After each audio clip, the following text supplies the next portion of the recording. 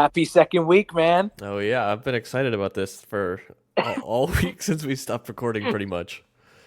Me too. It's Feels we talked about this earlier this week. For me, this gives me something to look forward for. It also keeps my mind active on, trying to think what can we talk about? How can I articulate my words better this week and really try to focus on a specific topic that maybe I'm interested about. yeah, exactly. It feels like the week took like such a long time just because I was waiting to do this again. And but yeah, like you said, just keeping your mind thinking about stuff to talk about that it would intrigue people and that intrigues me. It's just a lot of fun to go throughout the week and think like that.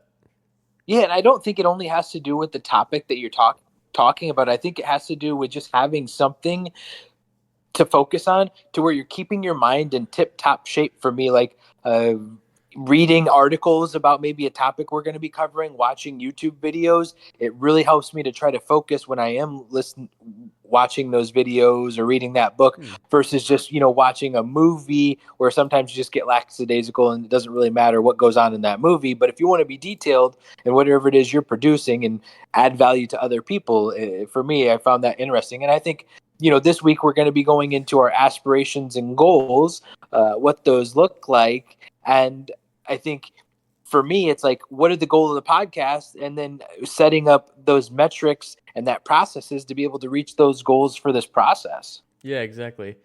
I think it's a weird concept, but like once you start creating something, like since we started this podcast, it like almost makes you want to pay more attention to other things that other people have created just so you can soak up like the innovation that they have so that you can potentially put that into creating something of your own. I don't know, but I just feel like that. I don't know why. No, yeah, that's a really good point. And not only for me, it's not only about the innovation, but it's also about all the information that other people are sharing, how detailed it is. And sometimes when I'm focused on listening, it helps me look from a different viewpoint. Both of us have very different backgrounds and childhoods, and all of humanity has a different upbringing. So, if they can really study a specific topic, it's amazing to hear all the different stories and viewpoints that people can bring together about one maybe vague, broad topic like dreams and aspirations, just because of their world beliefs, maybe where they grew up, how their life has been affected. Yeah. And like so just for anything in general like subjects, it's easy to have a very vague image of it, but then once you start actually getting into it, like if you were to get into podcasting or if you were to get into making music or something like that, it's you don't realize how vague your perspective is until you actually start making it. And then it's like for music with me, when I started making it barely like a couple of years ago or something. But you don't realize the background instruments and like the kick or the hi hat or the piano in the background. But once you actually start making it, you start listening for stuff like that. Yeah, and I think that's the same way with sports. Like in order to even start playing a sport, first you had to have learned to walk when you were a kid. And after Yeah. you learned to walk, you had to be able to have some type of hand-eye coordinations and know how to make your fingers move and know how to make your arm move, to whether it's to throw a baseball or be able to kick, but Hmm. all of those things. And then once you start learning how to kick, then you start learning the different movements of that sport, the different defensive patterns, or in baseball, how to throw a curveball, how to throw a fastball, the different defensive setups, how to put down a bunt, how you should widen your stance when you're in an 0-2 or you have two strikes on you, just to try to put the ball in play. And then all those different types of strategies which your mind cannot handle if you try to take on all of that information at the very beginning before you even learned how to hold a bat properly. Yeah. And then going through all that process, learning all the complexities, and you notice all of the intricacies that go into something like that. And then in the moment, the ironic thing is sometimes it's best to just like completely forget about all that and just forget about everything that you know about it and just do whatever in the moment just happens. Like rely on muscle memory and stuff like that, and don't even think about everything complex, because if you start doing that, like for golf even, if you start thinking, oh, I'm gonna be late with my hips and then I'm gonna just go slice it, and then that's exactly what you do. So sometimes it's better to just turn your brain off and then you played the best round you've ever played in your whole entire life. It's weird how that works. Yeah, and I think when it comes to different personality types, that's why some people are able, like maybe for golf, to be able to be a lot better because they're not overthinkers. So they just go Yeah. out and they swing. Now they don't take the golf swing very seriously. Like I remember back when I was golfing, it was like, okay, this the arm needs to be here at this position and here at this position, and I got to a point where I was just analysis paralysis. And I was really hurting myself because it was stunting my ability to have confidence in my swing, and I was just analyzing everything, which, oh, it's not here, it's not there. And I was looking at videos and I was over dissecting everything. And it took a lot of my natural athletic ability out of the golf swing because I was getting in my head so bad.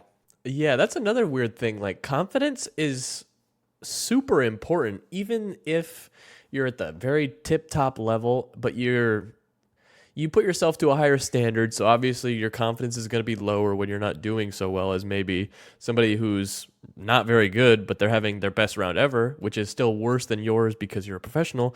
Your confidence is down and it makes you just play terrible. And but if you have confidence, even though sometimes you might not have the skill to back it up, it's weird how it plays into effect and makes you actually play better like that. So, what would you say are your thoughts on how one builds confidence? I would say that just accepting your stage in the process. Like if you're a beginner, then it's so easy to get discouraged. Like another for golf, and as an example again, if you're such a beginner and you're playing golf, you are gonna suck. Like it's just straight, you're gonna be terrible. But it's important to step back and look at the situation, look at where you're at in the process. Like you're not gonna become a professional overnight. So you're going to start and you're going to be terrible, but then you're going to work on it. And if you practice, then you're going to get better and you're going to get better and better.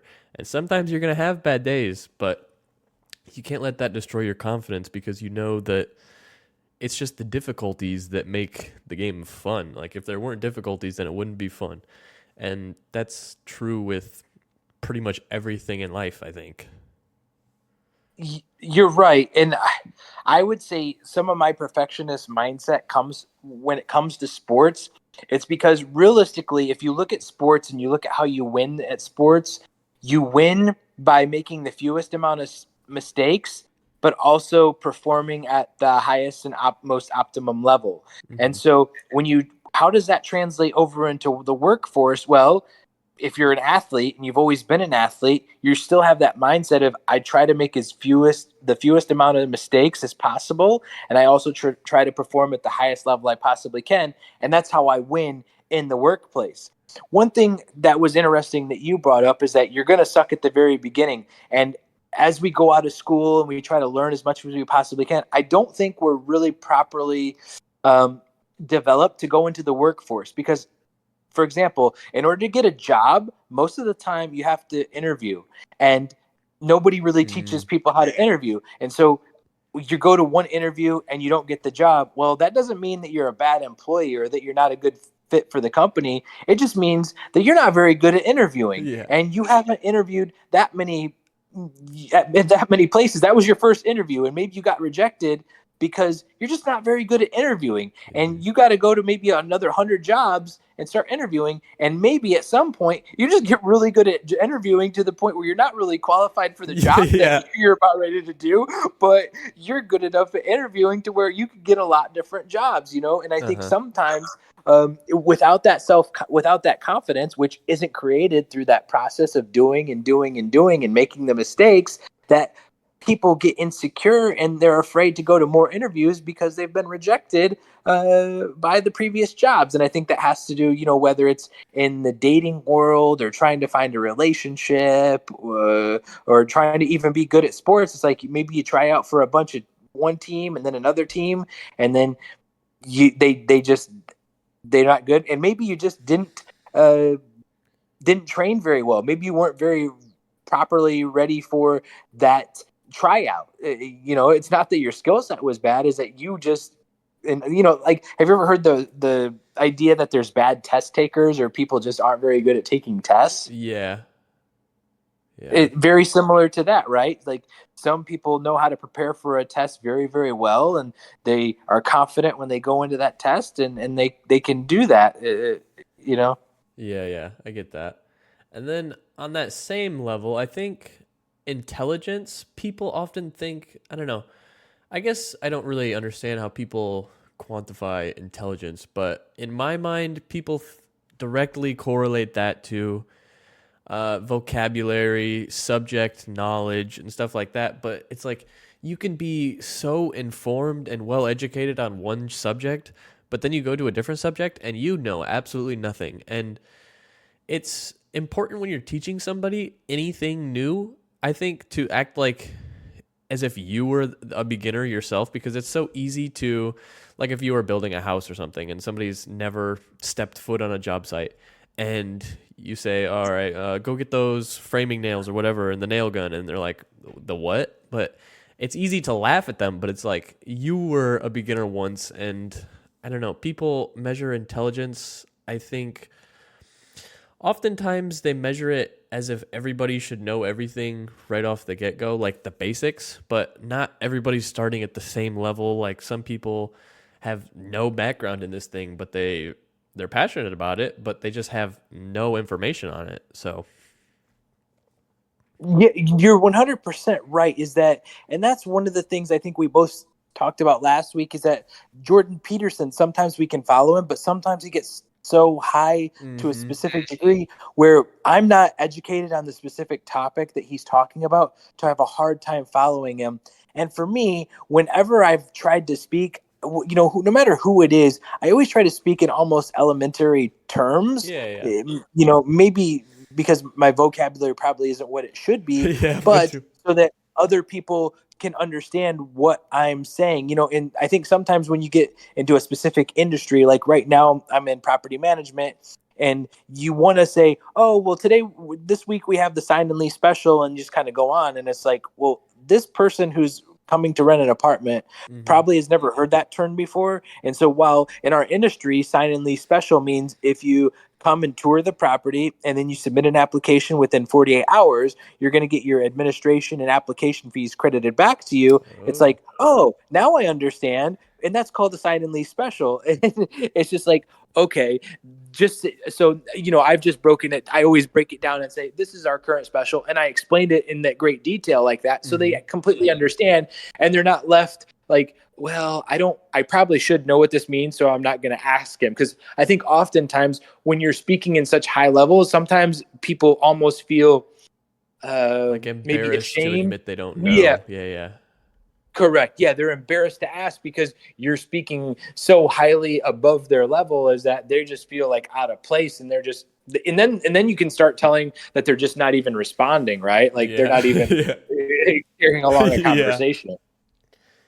Yeah, that's one thing that I would like to think that I'm somebody who, if somebody has a question, I wouldn't they would think that I wouldn't get mad at them for not knowing the answer or something. So I feel like I'm somebody who tries to kind of explain it in I'm very good at judging somebody's knowledge on a topic, just I don't know, so that way I can judge how I talk to them. Like if I'm talking to somebody that's as knowledgeable on a subject as I am, then I can talk more in depth about it a little bit.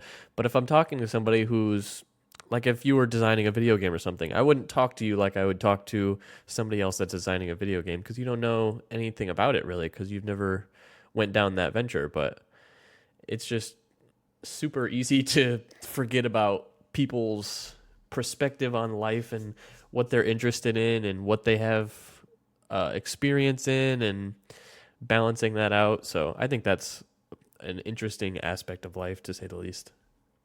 Yeah, and we previously talked about kind of, how you get confidence. And this is what I've kind of came to realize in my life, is that in the gamut of the amount of truths and facts that there are in the world, I know absolutely nothing, and I'm not ashamed of Mm-hmm. that because I never will know everything. So I'm going to ask as many dang questions as I possibly can so that I can try to comprehend to the point to where I know what's going on. So even though I may look like an idiot because I'm asking questions that everybody else may know the answer to, I don't know the answer to these questions, so I'm going to keep asking those questions so that I can try to understand better for myself. Because in the grand scheme of things, my learning and my ability to learn is all up to me. I can't put that blame on anyone else. I have to take responsibility for that, and that's the only way that I can truly learn is by asking the questions I need to ask, so that my mind can grasp the things that it needs to grasp and get those answers. Yeah, I think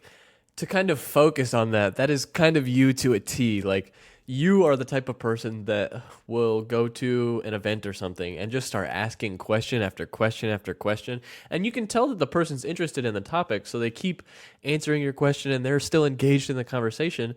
But I'm more of somebody who's just going to kind of sit there like a fly on the wall almost and just kind of listen and kind of learn through that way. And if I have a pertinent question, I'll ask it. But you're just somebody who kind of takes the conversation and say, "Hey, why is this or why is that?" And I just think that's you to an absolute T. How you just described it. No, that's interesting. So somebody at work, the person that I'm working at work today, we just met last week. I'm at a new position, and she had went to school to be a psychologist. And so I asked her, I was like, Caroline, what would you say were some of the big things when you went through psychology that you didn't realize you were going to learn, and you didn't that just blew your mind? And she's like, man, what is this, a interview? Yeah, and it's that's just how like it feels sometimes. sometimes I guess, yeah, I don't want it to be an interview, but it's like I'm sure that there are things that she learned that she have just blown her mind that are now part of her life Yeah, that maybe she didn't realize. And so doesn't it's think like about. I want to feel like that, because whenever I've read like a new book, it's like, wow, this is mind blowing. Like, this is awesome information, and I'm sure everybody has some of those big insights that they want to be able to share. So I try to get those out of people as much as I possibly can. And I think maybe that's one thing that psychs me about this podcast so much, is that in a podcast, that's the kind of agenda, is to ask questions and to maybe have an interview style where you're having conversation back and forth. And it's a great opportunity for me to learn. That's one of the reasons I love listening to podcasts, is because there's a lot of really good questions that usually get asked. Yeah, that's true.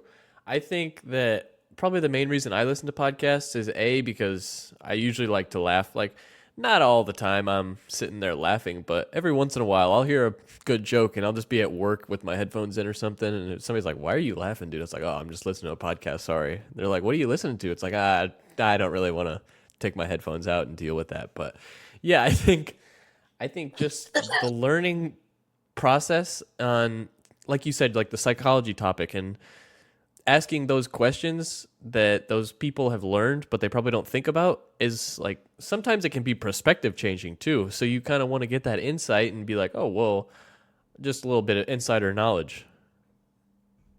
So take me back. Like, you're so intrigued with the podcast and so focused on it that when someone asks what you're listening to, you won't even take the time to take your headphones off to be able to explain it to them, or like No, no, no, no. Like, share it, or what do you mean by that? like I'll explain to them, like, I'm listening to a podcast, or if they ask what podcast it is, I'll tell them what podcast it is. But I usually have my headphones in and I stop to talk to them for a little bit. And then if they ask me to play the podcast over like my speakerphone or a speaker or something, I'm not really very comfortable with that, because usually I'm listening to like Joe Rogan or Kill Tony, if you know what that is. It's like a stand-up comedy podcast, and usually they get a little bit dirty at times, and I don't feel comfortable putting those out loud, especially at like somebody's home or something. If the homeowner were to come and they'd be like, "Dude, what is Oh this guy yeah. listening to?" It's like, I don't want to get in trouble for that. So it's usually just kind of like, "Oh, I'm just listening to a podcast. Sorry." And then I just go back to it.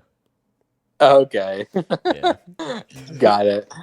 And then, so going back to like the dreams and the aspirations, Hmm. how would you say you go about creating those dreams and aspirations, writing down those goals? Where do you think they come from? I don't know. It's just, it kind of feels, some of them feel like they've just always been with me. And then some of them, it's like learning a new thing. And it's like, whoa, that is something that I really want to take a deep dive into. And then I get hyper focused on that thing. And then it's just, I burn myself out on it. And then I stop. And then I pick it back up again later. And then I stop. But I think some of them have always been there. And then maybe they've all always been there, but I just haven't been exposed to some of them. So, And you say that you get burnt out. How do you get burnt out? And what does that look like?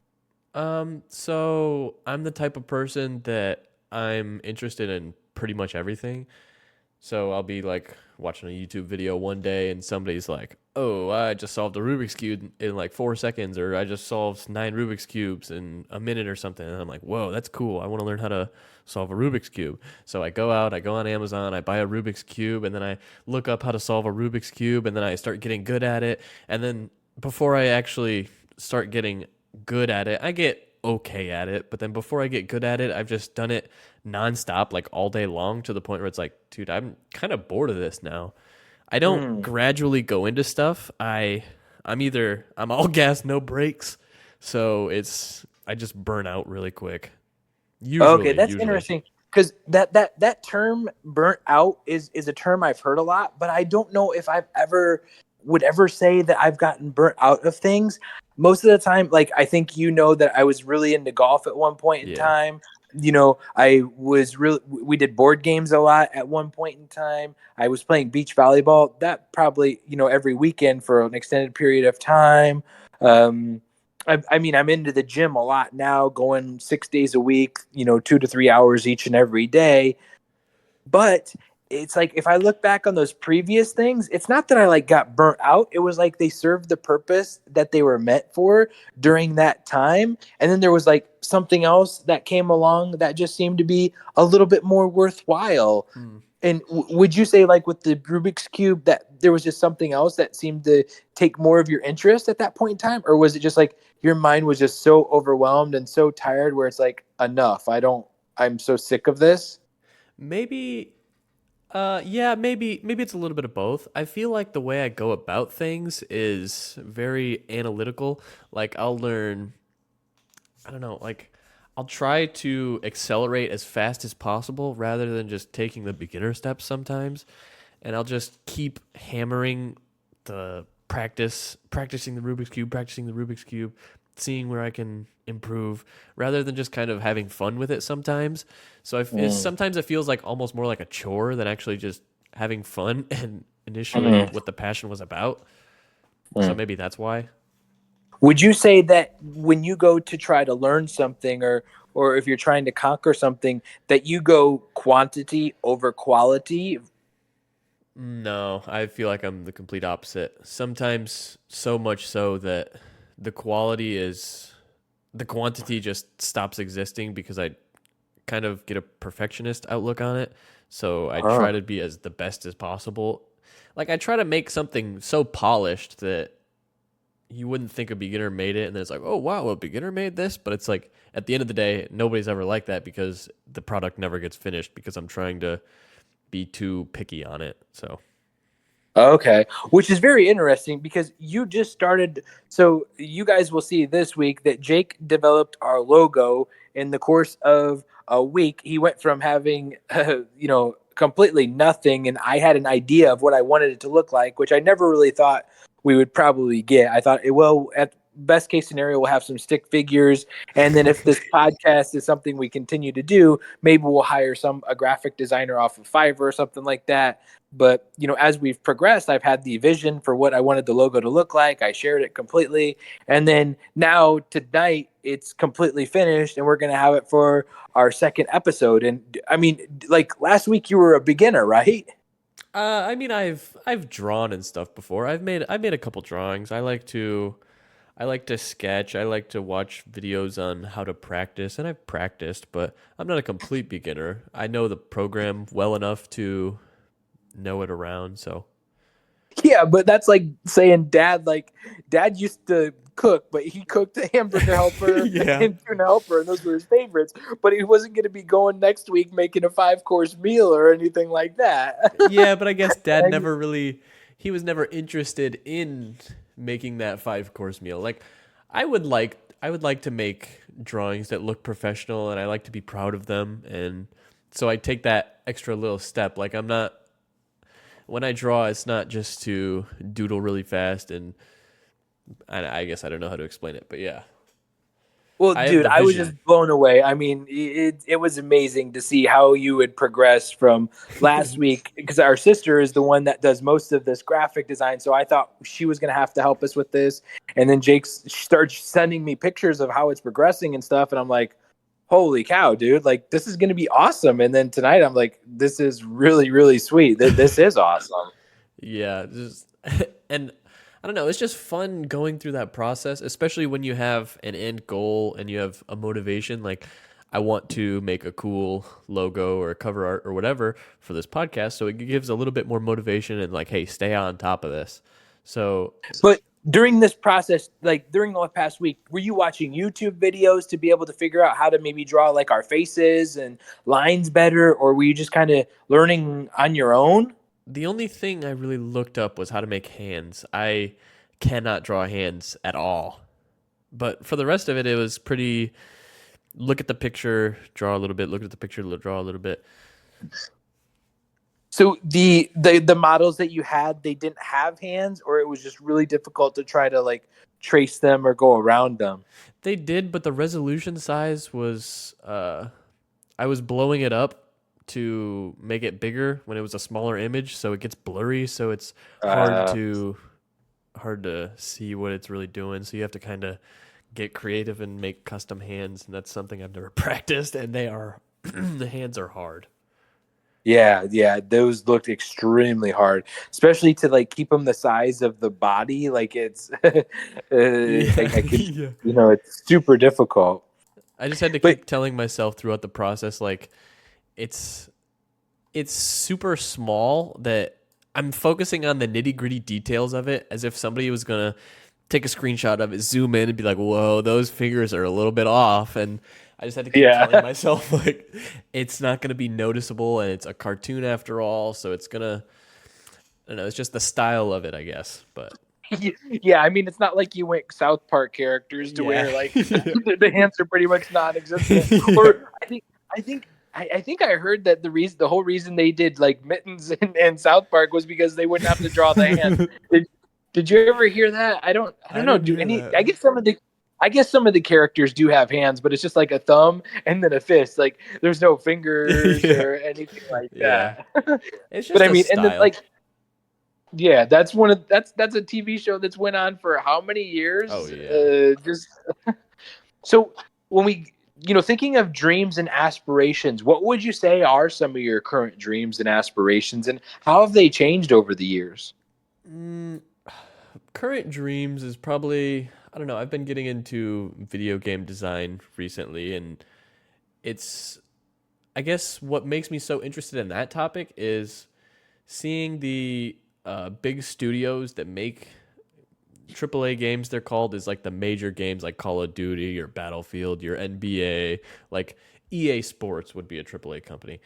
But seeing all Okay. of those and seeing kind of the downfall of all of those because they just kind of put out the same thing every year, but just a little bit different. And people are like, I don't want to keep buying this. Like, it's the same thing as last year. They just added this and that. But, and then seeing the smaller groups that develop games, they actually have a vision and they're passionate about it. And it's something unique and new. And even if it's not unique, it's got a different twist. And seeing that kind of rise up in popularity is kind of what inspires me. But it's just I've always wanted to make video games, and I never took the steps to actually do it, even though I've had so much time to actually follow through with it. I just never have. But I think I've finally started actually taking the steps, and then I made a group of people. I think there's like 8 or 9 of us now. We got a couple programmers, we got a couple artists, we got a couple sound people. So it's coming together. Like, how would you say you got into video games? Uh, I we always played video games when we were growing up. Like if I was sitting there watching you guys play like Super Nintendo, or I remember I would always go into your room and you'd have that Sega Genesis, and we'd play that tennis game. And sometimes I think when you Oh, went that up, was the Sega Dreamcast. oh yeah, that's what I meant. That's what I meant. The Dreamcast. Yeah. And we would always play that, and I always had fun with that. And then I think when you went off to college, and I used to live in the basement, and then when you went to college, I took over your room, And I remember, I think probably the very first time I got into video games was the GameCube, and we would play that NFL Street, and we'd play MLB 2K, and we'd play Super Mario Baseball. I remember that was another one of my favorites. And I remember sitting in your room while you were at college, just being up, kind of trying to be quiet because it was probably later than I should have been up. And I was playing NFL Street. And if I heard mom or dad coming down the hallway, I'd like turn off the TV real quick and get under the sheets. How old were you? You were like in like third or fourth grade or like second Yeah, grade or probably like something? second or third grade. Holy cow. Yeah. Because I remember there was also, I think, Mario Soccer or something, wasn't Oh there? yeah, yeah. Mario Strikers. Yeah, Yeah, I I got remember that for that game. Christmas that one time, and we immediately plugged the GameCube in and went and played that. Like all, all of us, like Josh, Brittany, Isaac, you and I, all went into your room and played it. I Yeah, I remember that. remember that. Yeah. And when you think about, like, I guess creating video games now, what, like, what part of your life do you think it like really targets? Is it like your creativity? Is it your laughter? What is it that you like really get out of it that you feel like really brings you purpose? I think trying to be on the creative side, I think there's a lot of things that I do to try and be creative. I think sometimes I look at what other people do and then I kind of try to base what I do off them. But then, like making video games or something, I just want, at the end of the day, I just try to make something that I would enjoy playing because I know if I would enjoy playing it, there's a whole lot of people that would like playing something like that. Mm-hmm. But just take kind of what makes games fun and try to incorporate that into what I'm doing, I guess. Because I think based off of everything I've heard you say, it almost seems like we've gotten to a point in the video game industry where there's not as much variety in the diversity of the games that are out there. It's that these major manufacturers keep developing. What's the one where people go around shooting each other? Like Call of Duty.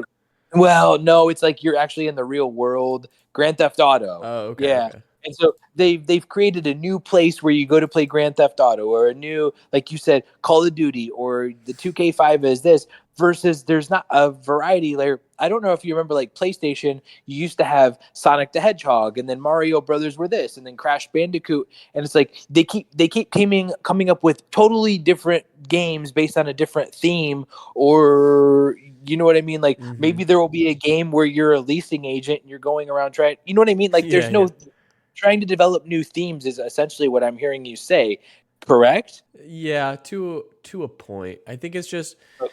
a lot of, I guess a lot of, there's a lot of variety in video games, but not a lot of it is done well.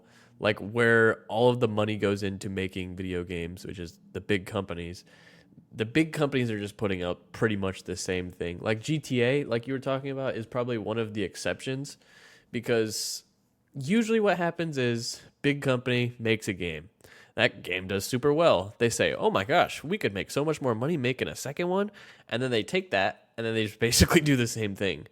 But I guess for Grand Theft Auto is different because Grand Theft Auto 5 came out like when I was in high school. I think it was like maybe even sooner than that. I don't know, but it's been a long time. And Grand Theft Auto 6 is coming out next year, and people are still super excited about it just because they always do a good job with their games and making them different and story and stuff like that. But yeah. Wait, it's been that many years since they came out with us essentially the next game? Yeah. Oh, I didn't realize that. Holy cow. Now have they started adding like different packs and stuff like that like they did with Call of Duty? They have like an online thing where they update it, but the base game they have it.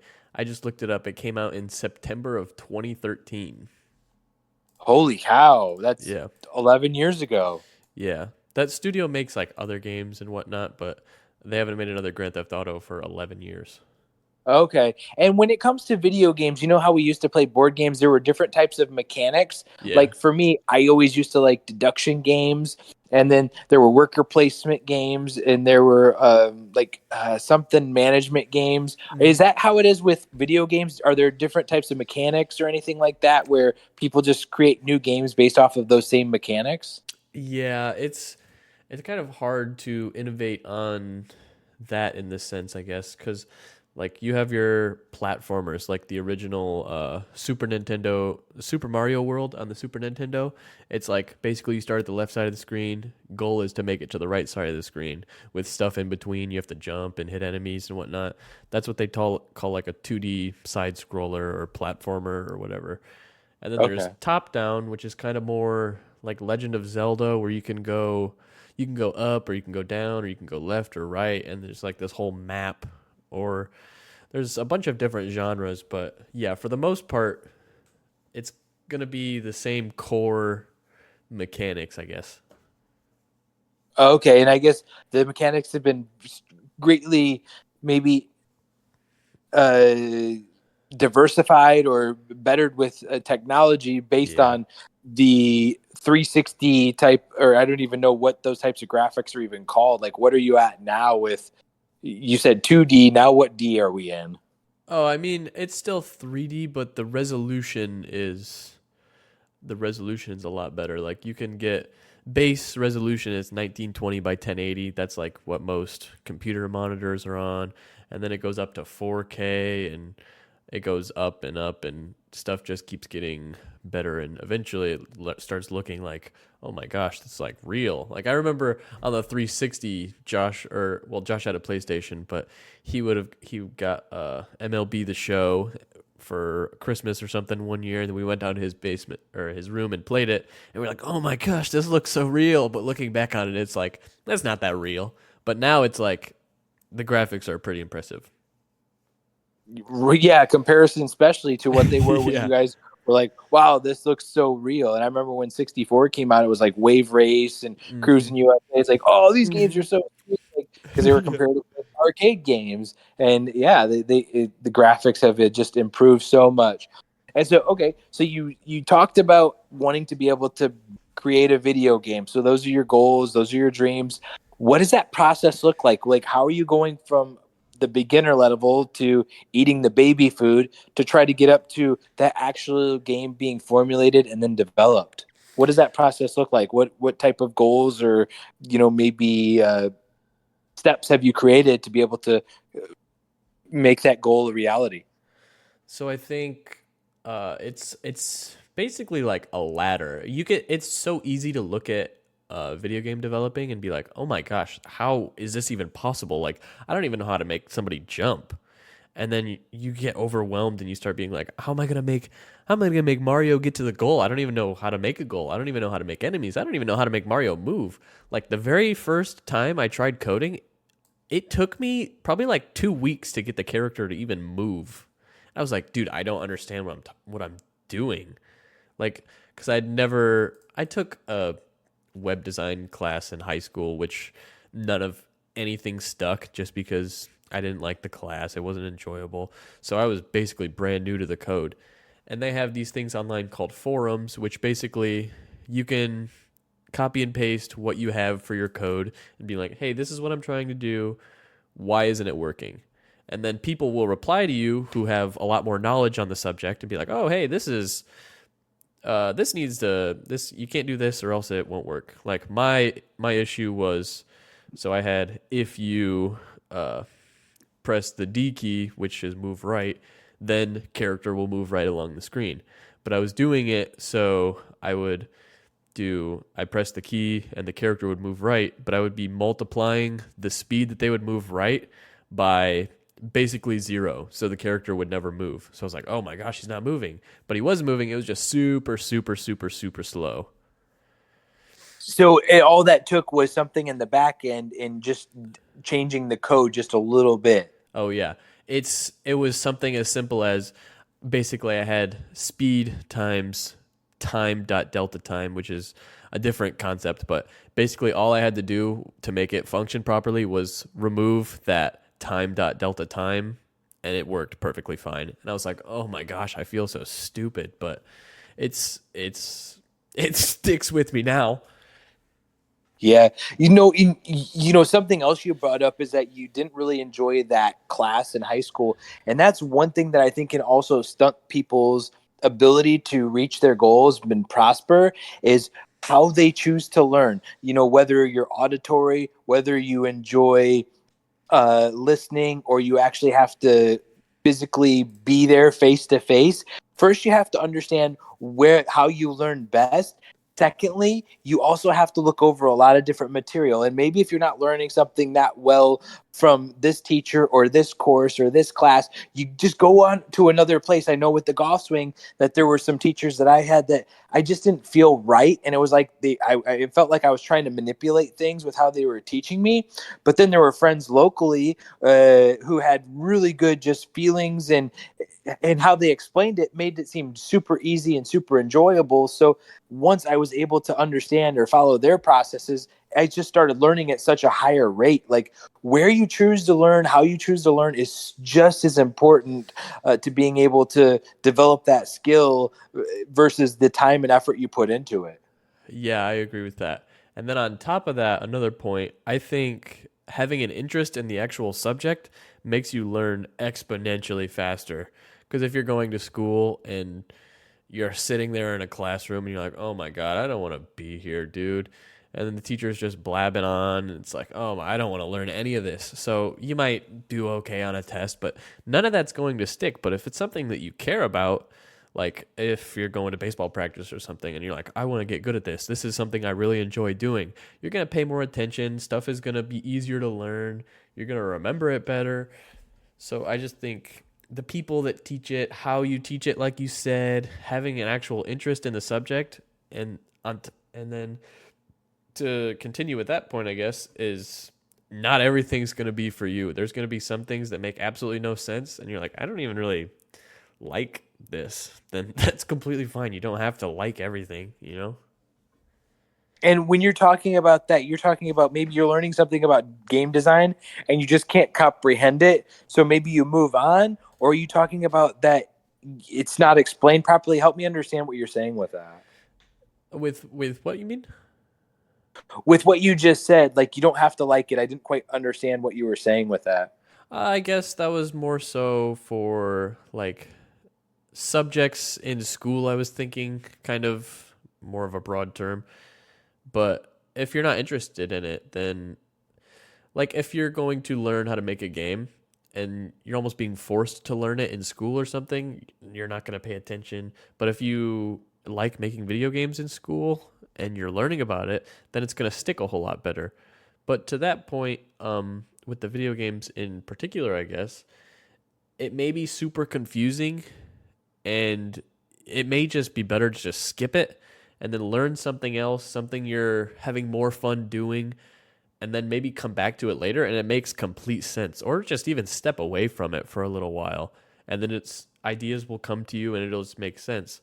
Like recently from the coding experience that I have, which is not much, but sometimes I'm struggling and I just don't understand it. And then I just take a break. I stop doing it for the day. And then by the time the next day comes around at work, I'm thinking about it and like, what if I just do this instead of this? And then I'd come home and do it and it actually works. But sometimes you just need a break sometimes.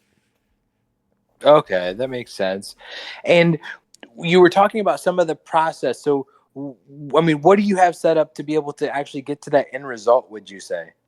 Oh, okay, yeah, this is something I wanted to talk about a little more too, because like I was saying, it can be super overwhelming. So you just have to do like the baby steps. So for, I guess, setting goals that keep getting more and more difficult, I guess, rather than your goal being make a game. Your goal, first and foremost, should be okay, make a character. How do I make that character show up on the screen? Okay, how do I make that character move? Or how do I make that character jump? And then, okay, once you figure that out, how do I make an enemy? And how do I make that enemy damage me? Or something like that.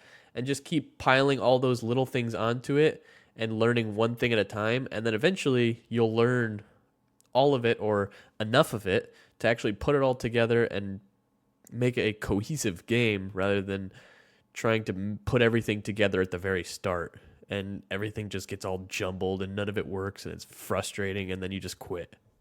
Okay.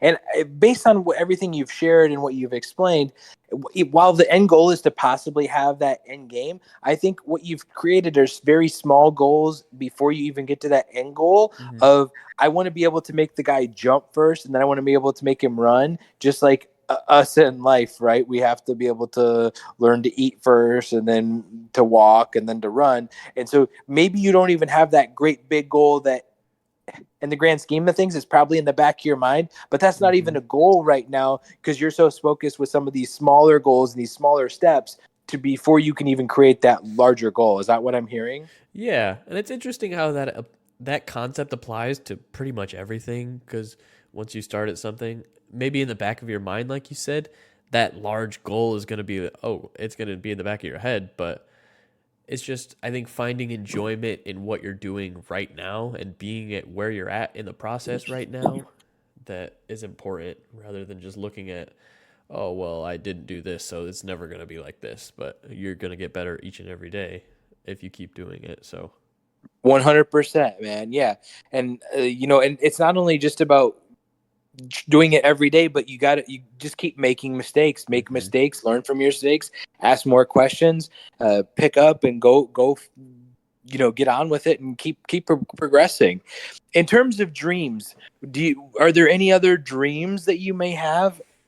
I think this is going to be interesting because our age variance. I think that my dreams and goals, once I get to the point to be able to share those, it's going to be interesting just where we are in life and hearing what some of yours are. I feel like I have a lot of dreams, I guess. Okay. So in in short, I guess I like to draw. So at some point, I would like to just be able to draw and do commission work and make money that way. And it doesn't even necessarily have to make money, but I just like to see the start, see the process, and see the end result of a drawing. I don't know. It's just something that's satisfying to me. And then the same thing with music. I like to make music. Like, I'm not very good at it right now, but it's something fun and something that I see I could do. And I don't know, it's like that with a lot of stuff. I'm so interested in so many things, and like video games. I like to make music. I want to draw. I want to make a podcast like this. I want to, at some point, maybe I want to make like a YouTube channel that incorporates all of this and puts it into like one kind of centralized area that just shows all my hobbies and whatnot. Okay. And do you have any other dreams and goals of maybe like in terms of where you want to live or work or anything like that? I don't think location is super important to me, but I think for work, I know that I don't want to. I know that I want to work for myself at some point, but just the Mhm. motivation to start getting something going, and I want to make like a home improvement type thing where if I do drywall or if I do framing or if I do flooring, or I like the construction process, and I like seeing a home go from worse to better no matter what the process is, or what the um I don't know what the trade is. It's just a fun process to watch, and I like actually doing the stuff. So at some point I would like to do that. If you think about how someone would explain you as a home improver, would they say that you're Bob Vila or Tim Allen? I guess I don't know. Maybe probably in the middle. Oh yeah. Yeah. So maybe isn't that Al? Yeah, yeah, yeah. So in terms of my goals and aspirations, they may seem very small and very simple, but this is what I'm currently trying to work on. Is one, I enjoy laughter, so I'm Hmm. trying to bring as much laughter as I possibly can to my life. And one of the ways I found out by I've been able to do that is being able to be around people who I believe understand me, who understand my personality, who can take my jokes and my sarcasms and don't feel offended when I just try to be Chad. Because I feel like sometimes I tried to be Chad, but I could tell that I was offending people. So Mm-hmm. I stopped being Chad because I was really trying to be considerate of those people and maybe how things affected them. And so I'm trying to put myself around people who also are very down to earth, open minded, and love to maybe joke around and be funny, and also have a lot of self confidence to the point where they understand jokes and they understand how jokes go back and forth. Um, Secondly, for me, I just want to learn. I love learning. I love, well, whether it's about people or about things. Jordan Peterson, I saw that he just came out with this essentially like college course, Oh like yeah, yeah. $500 a year. And oh man, he's just came out with so many courses about, I'm not saying that all those things I want to be an expert on, but he does such a great job through his podcast and through YouTube, just speaking clearly and concisely to where you can get from point A to point B very quickly. Mm-hmm. Now, a lot of the stuff's probably going to be way over my head and I'm not going to Yeah. understand it, but dude, it's interesting. There's always interesting things inside of that. So being able to learn that, and I've always enjoyed making people laugh. So I'm really trying to work on writing comedy and doing skits, and maybe at some point doing stand up. I don't really know how I'll go about doing that, because for me, I would like to have some friends around to be able to hear it and to be able to be there, support me, versus just I feel like right now Yeah. I'd be going all out, all by myself. And, maybe some people would think the stuff is funny, but um, I don't really like rejection. So I have a hard time just trying to put myself out there and going out there by myself. And just, I feel like if I just got rejection that first time, I would like completely stop and it just wouldn't be super enjoyable. So I think that's something I got to get over, where I think people will laugh. And so I just got to find the right place to go and get that done. Um, and then lastly is I want to have a family. Even though I'm learning and being able to do all that, kids have always brought me a lot of joy and happiness. And so hearing their laughter around, and I also really like sharing my learning. So being able to teach them sports, and yeah, I mean, kids seem to be just a great joy, man. So in my life, um, those are like actually my dreams and aspirations. And now I'll share where I've came from. Starting off as a kid, I wanted to play professional baseball. Like, I was all gung-ho about that. I don't know if I was capable of being able to do it athletically, but that was something I loved doing, and I've always loved working hard. And then after that, my next goal was to try to be a businessman and an entrepreneur and try to make millions of dollars. And I moved down here to Miami, Florida, and I saw all these Lamborghinis and all these fancy cars and all these nice things. And as I came through that process, I just realized that I didn't really fit in. Like, it was like, yeah, these things are all cool, but in the end, what did they bring me and what did they give me? And I've started realizing just how much that joy and that happiness and that fulfillment and the small things of, I think I talked about last week, going to the grocery store and, just the playing hide and Mm-hmm. seek, Yeah. or who knows what it is, man. Like, joking around, like maybe going to a restaurant and going to Chipotle, and when they ask for your name, like giving them a cool, completely bogus Yeah. name, just so Yeah. that, and not telling the people you're with that. And then Mm-hmm. when they say, "Hey, Joe Blow, Joe Blow," and it's like, "Oh, Yeah. that's me," you know what I mean? Yeah. Just creating that laughter, man. We have the ability to do it every single day.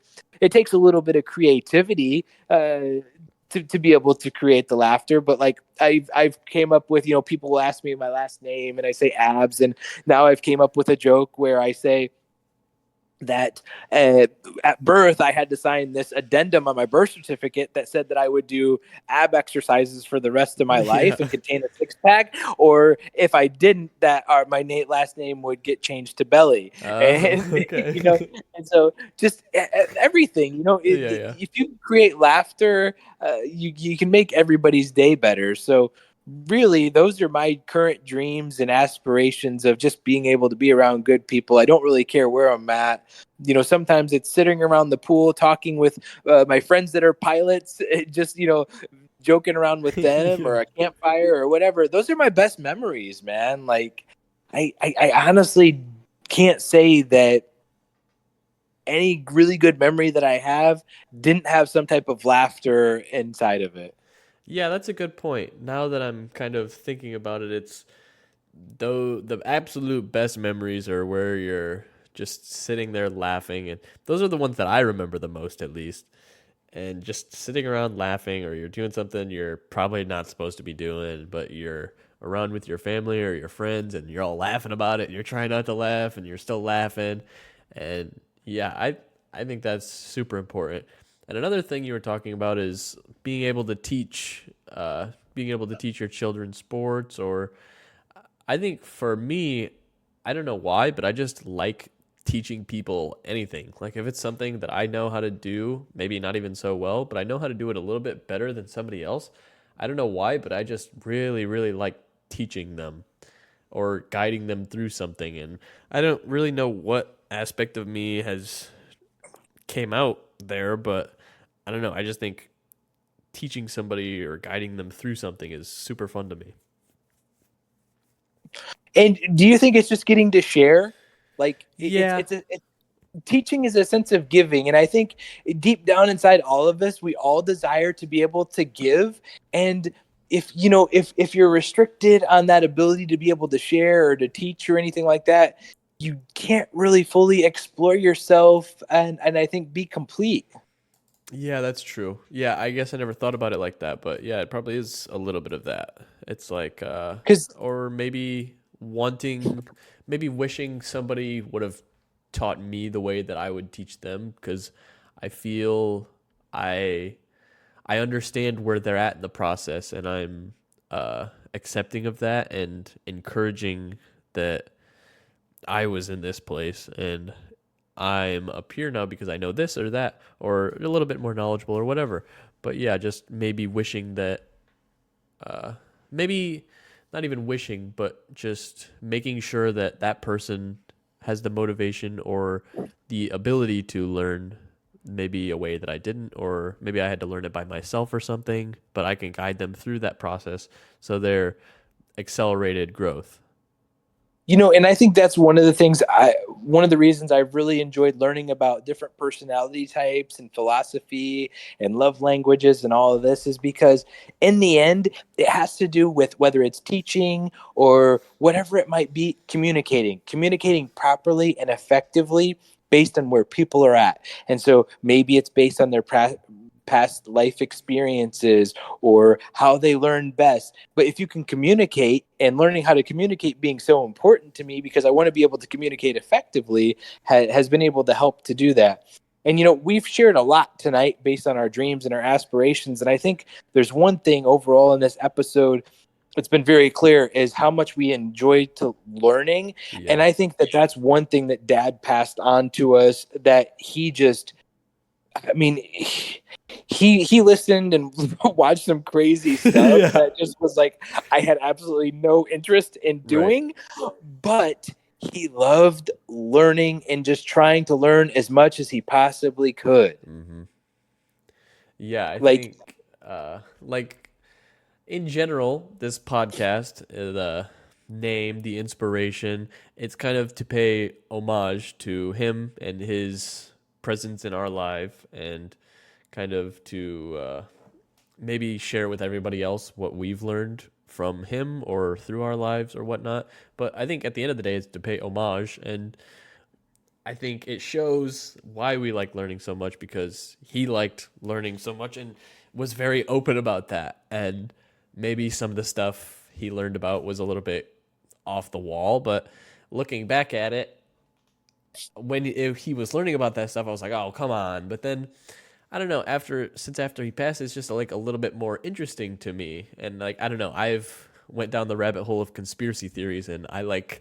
I don't necessarily believe in all of them, but I think learning about conspiracy theories is just super fun, Because sometimes they're just super crazy, and sometimes like, what actually happened?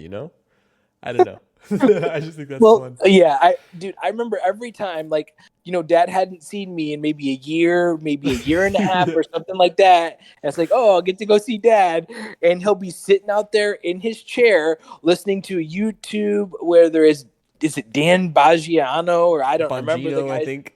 Yeah, as Yeah. loud as he possibly could, and be like, "Hey, Dad, hey, what's up?" And it's just like, and he's just sitting there He wouldn't watching the turn it TV, down. like focused on it. Like it's just like, you haven't seen me in like a year and a half, dude. Like, you think Yeah. maybe like you want to talk about anything? Like, and then he's just and then it's what's up next? What's up next? Like, it's like, Yeah. oh my gosh, dude. And I remember one time there was got in an argument where he's like telling me he was a flat earth Yeah. conspiracy theorist Right, right. anyways. And so he's like, yeah, Chad, like, you should listen to this. And I was like, Dad, this is what I don't understand, is that when I go down to Miami, Florida, and I play volleyball, that the shade is different during the seasons and the high tide. He's like, and I was like, so how does the flat earth? He's like, well, I don't know all the answers, Chad. I'm Yeah. calling you should check it out. And I was like, well, no, Dad, you're the one that's telling Dad, you're telling me that it's a flat earth. So I'm trying to ask how you understand and how you comprehend and how you don't understand, Yeah. how you try to feel yourself believe that. And he's like, well, I don't know everything. And I'm like, Yeah. I know you don't, Dad, but I'm asking you these questions so that maybe you could help me understand. I And then think he a would lot just of the get pissed time, off about it. yeah, I think a lot of the time he would get married to his beliefs sometimes, and even if it were disproven, he'd be like, "Oh, I don't know, they're just lying about it." Or it's like, at some point, you got to be able to let those beliefs go if they become debunked. Do you think it was because of the amount of time and effort that he had put into those theories and those beliefs Yeah, that inhibited him from being able to let loose, let yeah. go of them? I think it Okay. was. I don't know what it's called, but there's something that's like, if you put a certain amount of time and energy into something, you don't want to give up on it. Like, say if you, I guess I don't know, but if you dedicate your whole entire life to something for so long, and you put so much energy into it, and then it's like it's a very clear dead end. You don't want to let it go simply for the Mm. fact that you've put so much time and energy into it. I feel like maybe there was a sense of that going on.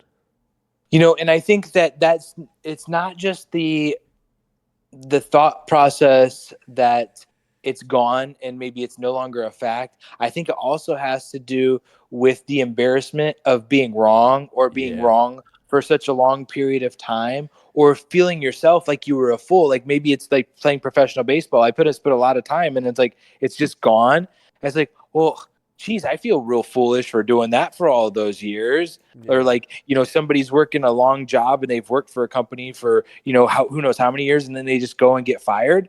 Man, there can be a lot of grief and maybe embarrassment or ridicule that's associated, maybe not from other people, but deep within ourselves, that we have to try to overcome in order to actually move on from those things. Let's take somebody who was maybe a specific religious sect for something, and then at some point they realize, man, I don't really believe this, but like, what about all these people that I tried to tell all these things to? Like, then you got to go back, and if you really want to be right, and be honest with yourself and be healthy, you got to go back and try to talk to all those people and Mm-hmm. share how you were wrong. And sometimes it's that pride inside of us that's just not willing to do that, which, I mean, it sounds easy, but it's not, man. Oh yeah. It's sometimes stuff sounds so easy, and you're like, why don't you just take this, do this action, and make things right? But when you get to the actual doing it, it's a lot harder than it seems. I don't know, especially when you get to thinking about it, and then you're alone with your thoughts, and it's like, well, what if this? What if that? And it's a lot harder than in theory, it's a lot harder than it actually is. Yeah, because Yeah. I think I've thought about, like, some jobs that maybe I've had because I was just trying to make money.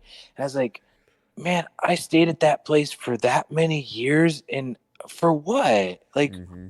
for what? And it's like, I feel so stupid. It's like, why did I waste so much of my life? And it's like, well, when I go back into my actual life, I know why it was. Is because I was scared of not having any money, and I wanted to be able to survive, and I didn't put myself forward in trying to go do all those interviews because I didn't want to be rejected. And so if I would have put myself out there and I would have done the 100 interviews, I probably would have got better at interviewing, and I could have probably built the confidence to find that better job. Yeah. I find myself in the mentality a lot that I start thinking about stuff like that and it's like, man, why did I work 3 years at a rat farm? Like what good did that do me? Look at all the time that I could have been doing this, something I was passionate about, or look at all this time I spent doing this thing. But then I stop myself and I'm like, okay, but you didn't. That's not what happened. This is what happened. So you can either sit here and think about it, or you can accept what happened and start doing something now, or you can continue doing that thing and keep going down that spiral. But at some point, you're going to have to stop yourself and be like, okay, there's only one way to start, and that's starting like right now. Right. But on a positive note, like Jake, just knowing you now and knowing you before you were working at the rat farm, do you realize how much your personality has developed? And maybe that had to do with you kind of working with different coworkers, having your first job, being able to go and do a process in your work ethic. I mean, even though maybe you didn't like it, you've changed drastically, and it's helped you to progress in life to become who you currently are. Yeah, I understand that. And I guess when I Yeah. say the rat farm, I didn't even necessarily dislike the rat farm. Like I kind of enjoyed it there. It was just at the end of the day, I sat myself down and thought about it and it was like, am I passionate about rat farm? If no, then why am I still doing this? Like some days it was frustrating, obviously, but every job's gonna be frustrating at some point. And it was good hours. I didn't necessarily like the people I worked with, but it was entertaining to say the least. I didn't mind the work. I just used that as an example, I guess. But When you say it was entertaining, what do you mean by that? oh, it was just, I mean, you're working with a bunch of hillbillies, so there's really no telling what's gonna happen. I mean, What was the most hillbillyish thing you ever saw happen? oh, I mean, somebody stealing rats from the freezer to go sell them to their cousin or something like that. There was one day where they were talking crap to each other and he's like, dude, I could totally beat you in a fight. No, I could beat you in a fight. And Steve, the boss, he was just like, all right, you guys can't fight in here at work. And then they're like, all right, what if we do it on break? He's like, all right, go ahead. And then they And went they out. did? Yeah. They went out and bought boxing gloves and had a whole freaking they had a whole entire fight and they counted it down and I have a video of it somewhere, but I you can see all the people just sitting there around laughing and two people fighting in the middle. It's like, what the hell, dude? Dude, do you realize that that might be one of the greatest breaks at work that like Yeah. humanity could possibly have ever experienced? Yeah. Like there's a lot of moments like that from that place. So it's like I don't really regret being there. Sometimes I had a blast being there. Then again, sometimes I was pissed off, but Really? yeah, So I mean, yeah. that's the same thing with like Kendricks. It's like even though it wasn't a job that like had felt like I had a lot of purpose, there was a lot of really good stories that came from Hmm. that place. And dude, this is the thing is that I don't know how you felt at the rat farm, but it brought me a sense of community and it was a team. Yeah. Like there was some really good people there. I was around a lot of really good people, and it was the good people that caused me to stay there. Just like what I'm talking about my life goals and what I want to be around. It's those good people, dude. It's like you know, I don't care how much money I'm making, or obviously I want to be able to provide for myself and my family, but when you're around good people, like life just is a lot better. Oh yeah. And like just another thing to add on, it was like me and this other guy that worked at the rat farm, his name was Quinn. He was a 45-year-old dude with a rat tail mullet on the back of his head. He had a grungy beard, but he was he was cool as hell. And our kind of running joke was like, you know, because Steve had cameras throughout the buildings and outside, and it's like, you know what? Somebody's probably recording this and making a TV series out of it or something. So whenever something stupid happened, kind of like The Office, I don't know if you've ever seen it, but we just kind of stop, look at the camera, and like, I don't know, it was just kind of a running joke that it was kind of TV show esque. working there. No, that sounds like it could have possibly been. And I know when I was Yeah. working at the golf course, same thing. Like there was a lot of moments where, The Office was a prime example of a TV show that was work, but there's a lot of funny moments that can be Yeah. created just from inside work and the other coworkers, and two, the customers that you deal with, and then three, just the things that happen, whether it's on an assembly line or whatever it is. Like there's some very strange and unique things that happen. Yeah. There's sometimes where I just think to myself and it's like, I could write a book about this. And sometimes I want to. Like I want to sit down and actually take all the stories, take every aspect of like what is it? Because every single time I tell somebody I used to work at a rat farm, they're like, "You what? What do they do?" And it's like every single time without fail. So it's like I don't know. There's enough stuff that happened at that job that I feel like I could write a book. Really? Wow, that's Oh pretty yeah. impressive. I mean, it was just So, something every day. wow, that yeah, it sounds like you have a lot of stories that hopefully we'll be able to go through in this Yeah. podcast and share. But so one thing we want to do with the podcast is each and every week is try to share a story with Dad. Did you have a specific story that stood out to you? Yeah, I guess I'll do my story for this week. Um, I know that we talk a lot about Dad and his sense of humor and his willingness to learn.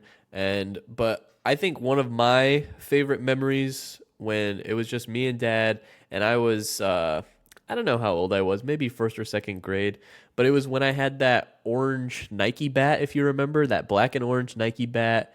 It was like a T-ball bat, I think, actually. It was And probably your first bat that we bought, I think, actually. yeah, I think so.